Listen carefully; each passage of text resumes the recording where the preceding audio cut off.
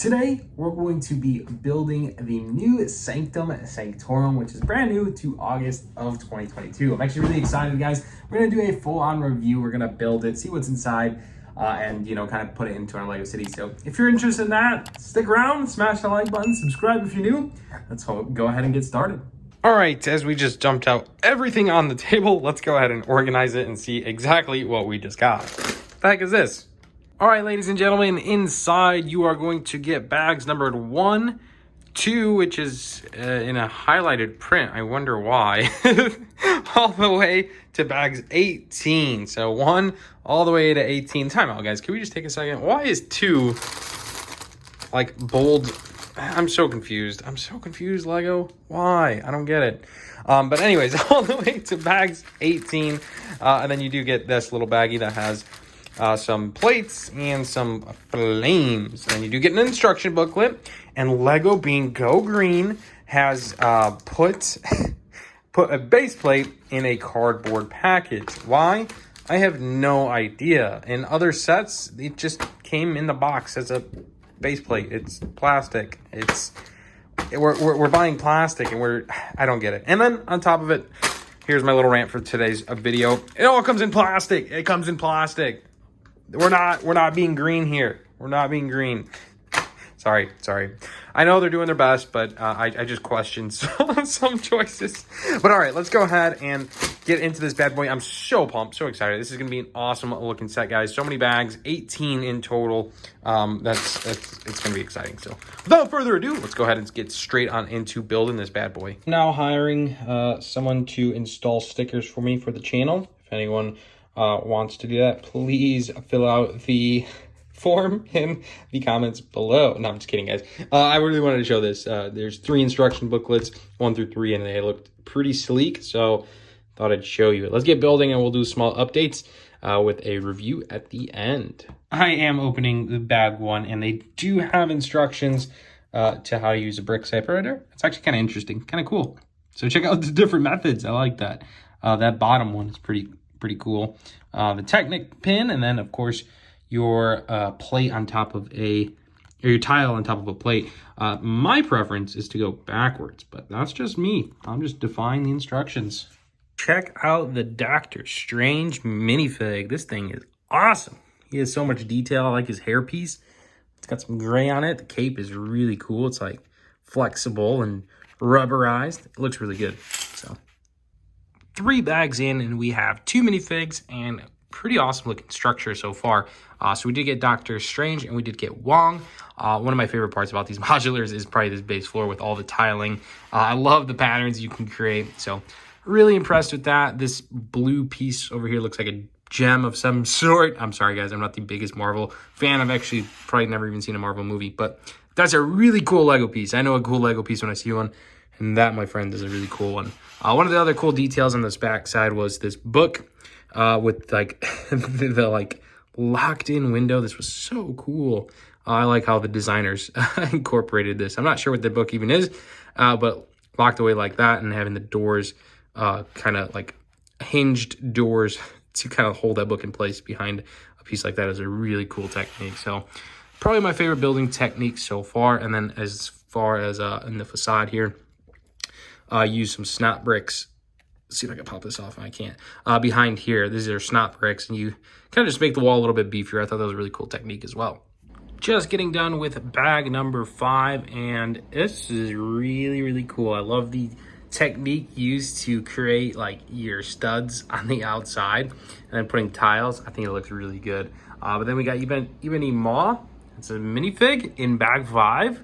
Pretty cool. Now on to bag 6, guys. It's looking really good. I'll go into more detail as we review this at the end. But gosh, that grandfather clock, that is awesome. Oh my gosh.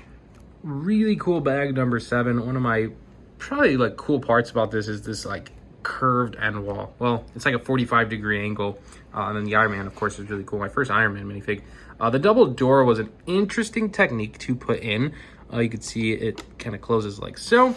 Let's go ahead and take a look about the back of it. Not the prettiest on the back, but as you can see, it just on those 2 like hinge points, just kind of closes like so. So pretty cool design, a lot of detail. Look at the chair in there.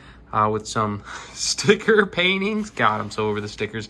But it's looking really good, guys. I'm impressed. So on, I believe we're on to what, bag 8 now? Yeah, bag 8. Let's go ahead and keep on going. Okay, bag 8, Drew Blood. Got the best of me. All right, bag 8 was pretty interesting. You got a whole second floor. I was not expecting that. Well, I expected something, but so it kind of just is leveled out there for you, so it'll just slide right in. Pretty sweet. I don't know. Looks good. I had a couple errors, so it took me a little bit to go back and forth. Some details that went in, like the front door kind of entrance over here. It looks good. I'm actually really excited. I think now that completes booklet number 1, and we're going to be on to booklet number 2. So let's go ahead and jump on to bag number 9, which was going to be book number 2. Spider-Man! And now to work on a new floor. Bag number 9, guys. It's a really cool Spider-Man. I like him. Just finished bag number 10, and check this out. This is actually a really, really cool detail. So this door opens up. You got a bookshelf with a ton of stickers. Yes, that was an absolute pain. But a ton of stickers. And then this actually moves behind. So there's like little scenes. So it's like a mountain scene. And then this is like a desert scene. And then that is like a universe. So I'm missing a movie reference, but it's really cool. The bookshelves look really good. So that kind of consisted mostly of bag 10. And we did get a new floor going. And on to bag 11, guys. I'm pretty pumped. This thing is really, really coming together. Bag number 3 has Sinister Change. Check out that minifig. That is pretty cool. Also in this bag, which is finishing off booklet number 2, which is right here.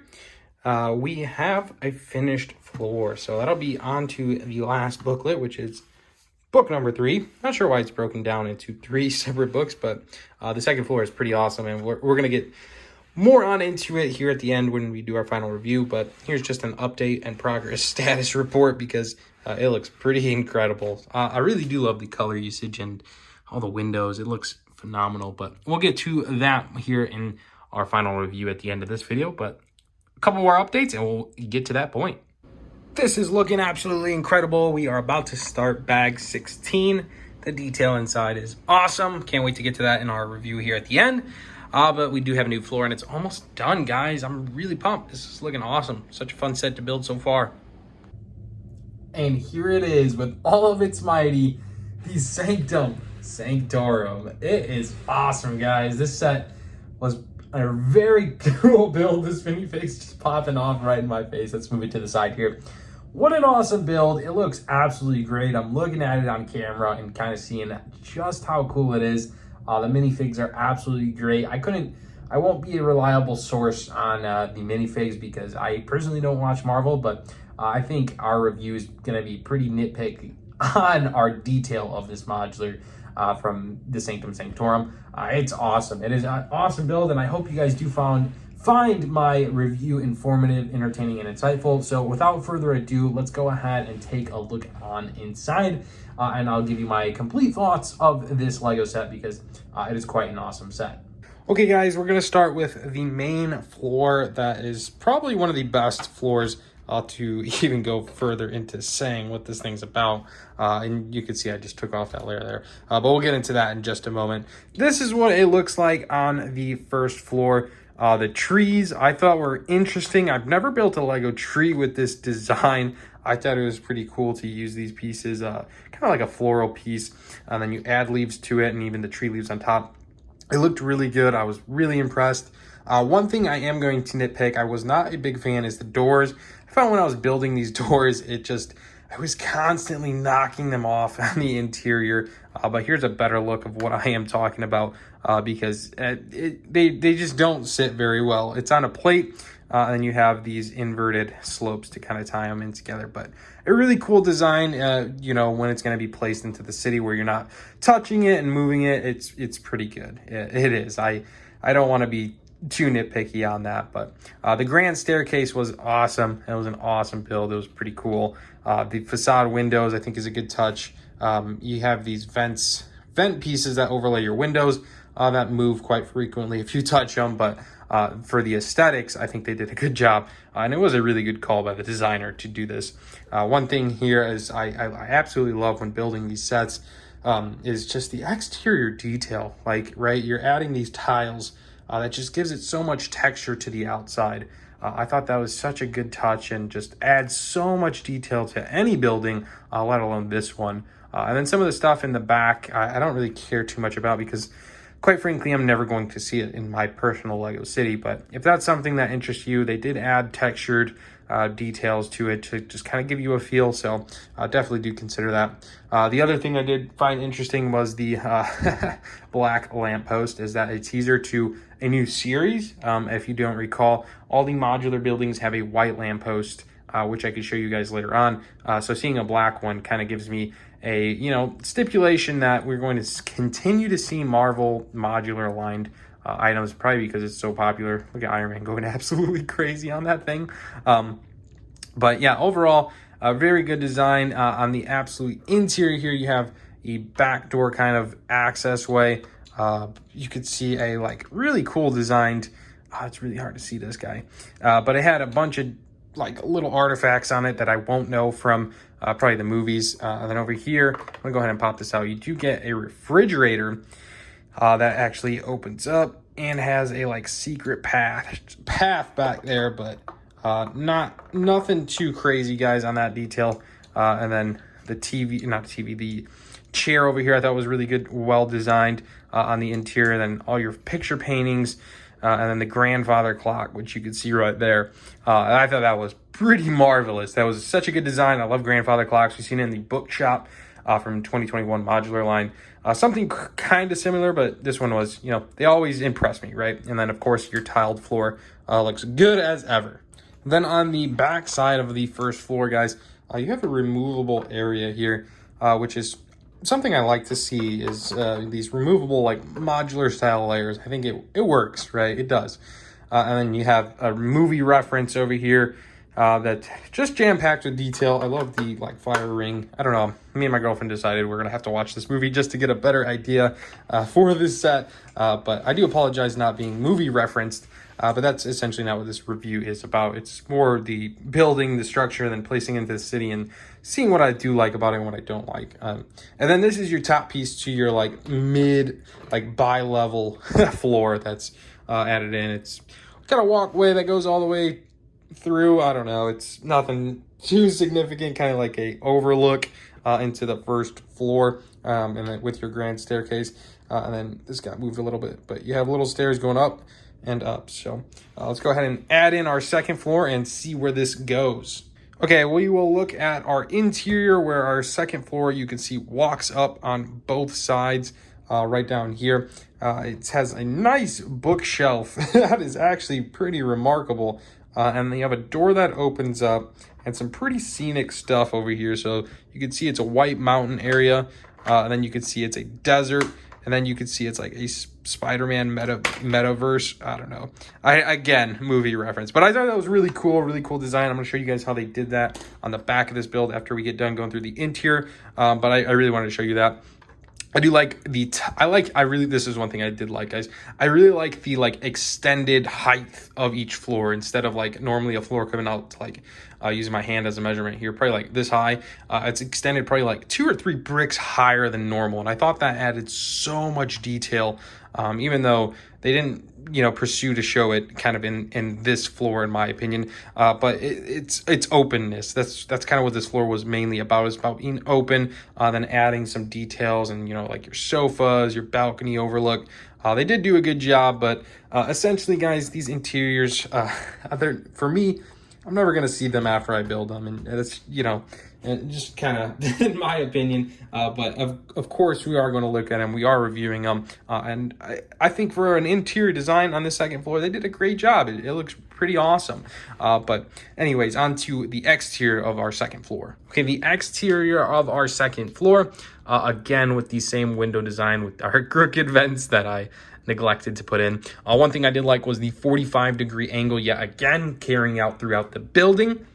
I think they did a fantastic job, and it was really cool building techniques. One of the other things I liked was like these like exterior columns that get added in to give it, you know, depth to the building all the way through. It looks incredible. In reality, it does. It looks incredible. You got minifigs hanging out like on the walls and stuff. Not a huge concern, but it was cool how they really planned this ahead. Like there was fight scenes. You can see they have these like minifig stands that go in for minifigs. So they really thought this through, adding these details into an exterior of a building. I thought it was pretty incredible to kind of build and think about as you're building and progressing through this. Let's go ahead and get into the back. It's pretty like bland, right? It's just a wall. This is what I was talking about though, that I really wanted to show you guys. That's where the doors on the inside were moving. You were moving these guys back and forth, and it kind of moves a whole panel. So if you move these back and forth, guys, like I was saying, it moves these panels, which is really cool and an interesting technique. I'm kind of happy they put this in. It's something different and unique. Now something on the last side we're going to look at is pretty cool. I don't know what it's called again, but again, it just kind of flops out just like that. And the reason this is so significant, I think, is it's awesome. I'm going to share with you why I think this is so significant here in a later video if I don't do it today. But it is, because being able to remove this piece as well as some of the bottom ones, it's going to be proven critical. So that it just goes to show to add this into a modular line. If you're adding like the Daily Bugle, for example, next to this, how are you going to add it next to this building with this giant one-eyed monster coming out, right? So you can honestly, I guess you could probably, no, I was gonna say you could actually probably put it towards the inside, but that'd be a bit silly, I would say. But the other thing is you could just put it in the back or onto the next floor, which you'll see here in just a moment. All right, our top floor is pretty snazzy. It looks great. Let's go ahead and look at some of the interior stuff first before we kind of get into it. It's mostly like display types of stuff, which is really cool. It's like a Garmadon head right there. Just axes and skeletons and just pretty cool vibes. And I really like it. On the interior, it's just pretty jam-packed with different display items. Nothing I would totally get. Something I never understood here was this Technic beam across. That one didn't make a whole lot of sense to me why that was Technic. But besides the point, that's besides the point. Let's actually look at the exterior, which is something, like I said, I'm more interested in. This is kind of like an iconic scene from the Sanctum Sanctorum, this circular shape kind of looking in. So did very well with that. I think it looks pretty good. The sand green tone looks great. The windows are now one height, with your like wheel base in here. It's really cool technique as well. Of course, building this was pretty awesome. But yeah, the windows, they align pretty well. I really actually loved building this like slow piece here in the corner. Sand green is probably my favorite Lego color, so this was quite the floor to build. And then here's something why I was talking was so significant. You have this whole section out here that kind of goes in. But essentially, what I'm going to kind of do in my Lego city is put this bad boy like that, and then put this guy facing inwards like so. And then I'm going to stack this next to our Daily Bugle. And it's unfortunate you can't see this scene, but it is what it is. And then obviously on the other side, it's just a flat gray wall. But I love some of the details, like this cutout here. If you really noticed it, it kind of just cuts out here and just adds depth on the interior. I'm a big fan of seeing stuff like that. It really does add a lot of detail, in my opinion. So I am pretty content with seeing things like that. And then finally, what happens next is our roof, guys. I almost said our floor. But yeah, here is our roof piece that's going on. Here's an awesome minifig named Ebony Ma, if I'm pronouncing that correct. You got 2 chimneys at the top, kind of 3 stacks on this one, 3 stacks on that one, 3 stacks on that one. It's pretty cool. Got a little outdoor garden area, miscellaneous stuff. It's just what you would honestly see on top of a roof. And I did like this textured black kind of trim that went into it. But awesome minifigure that is. And that's kind of essentially our quick rundown here. Like I was saying though, guys, I think it is pretty critical that this piece over here was removable, and that this guy was able to get shifted over here instead of being on this side, so you can actually stack it to a modular. And I think we're going to go ahead and show that in today's video just to see what it kind of looks like. So it is now placed to our daily bugle, and I would say it's pretty sweet. And it is unfortunate that, you know, some of these buildings, you're not always going to be able to get to see all of it. And that's honestly the case for the Sanctum Sanctorum for me at this stage in my Lego city. But for now, it looks pretty incredible, and I will definitely do a video here, standing these two next to each other, and a more detailed tour of it, and how I kind of my perception on some of it. So stay tuned for that video. That'll be a different one. I'm really pumped on how this looks. It looks pretty awesome next to the modular line, and in that video I like to compare it to some of the other modulars, but as height wise it's quite similar to a Lego modular, so good news.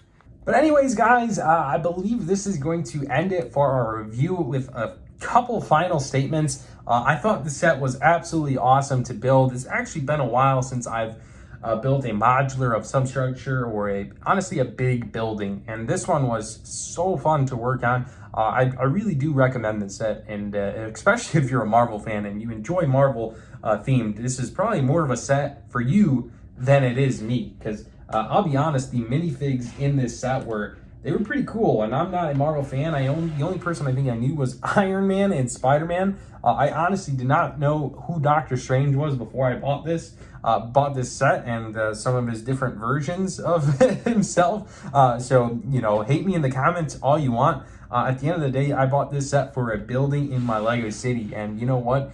It's pretty cool. And if anything, Marvel fans should take a huge round of applause for me taking one step closer towards watching a Marvel movie.